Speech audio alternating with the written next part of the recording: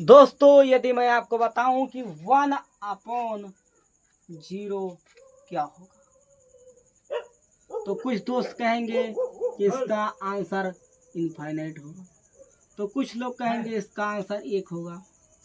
और अगर मैं आपसे पूछूं कि 1/इनफाइनाइट क्या होगा, तो स्कूल लेवल के अकॉर्डिंग आप पढ़े होंगे कि 0 होगा। चलिए अब समझते हैं कि 1/0 इनफाइनाइट क्या होता है। 1/0 वास्तव में इनफाइनाइट नहीं होता है। हाँ, 1/इनफाइनाइट 0 होता है, बट किस कंडीशन में होता है आइए जानते हैं।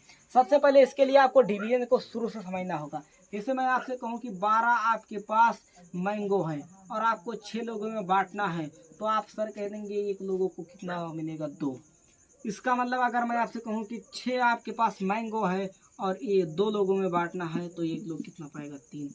यानी डिवीजन हमेशा यह बात कहता है कि एक को कितना मिलेगा। डिवीजन क्या कहता है, एक को कितना मिलेगा। अब यही रूल यहाँ पर है। आपके पास सेब कितने हैं, 1, और बांटना कितने में है, 0। आपको थोड़ा सा ये लग रहा होगा ये कैसी बात है, अटपटी बात है कि सेब तो 1 है, बांटना हमें 1 भी नहीं है। यानी इसमें कुछ हमें कुछ मतलब ऐसा ही परिभाषा ही नहीं बताना है, इसलिए इसे कहा गया है this is a not defined. इसे हम डिफाइंड ही नहीं किया जा सकता, इसलिए इसका आंसर इनफाइनाइट नहीं होगा। आप समझते हो 1/इनफाइनाइट 0 होता है, तो क्यों होता है? क्योंकि हमें अगर किसी को जानना है तो उसे पूरा विस्तार से जानना है, यूं ही जानकर नहीं रह जाना है। देखिए 1/इनफाइनाइट 0 इसका मतलब क्या करें, डिवीजन के अकॉर्डिंग हम समझेंगे।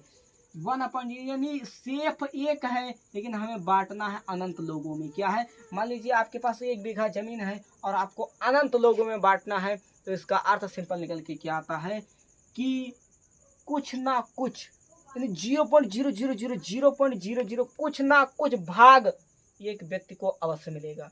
इसका अर्थ इसीलिए कहा गया है कि ये 0 है, बट 0 नहीं है, ये टेंडिंग 0 है, यानी 0 होने वाला ही है, 0 होने वाला है। इसलिए लगभग में हम इसे 0 कह देते हैं, और कई कई स्कूल लेवल पर इसे 0 डायरेक्टली बोल दिया जाता था।